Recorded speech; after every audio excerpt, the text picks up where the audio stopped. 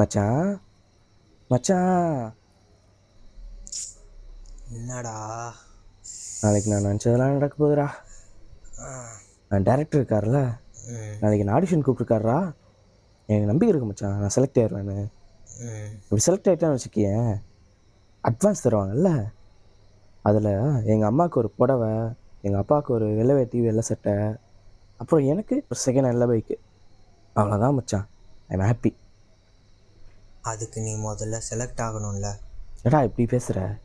கனவுடா. இல்லை மச்சான், உன்னை விட யாராவது பெட்டராக பெர்ஃபார்ம் பண்ணிட்டா? நாடாரி, நீ இதை பற்றி யோசிக்காத. நாளைக்கு உன்னோட பெஸ்ட்டை கொடு.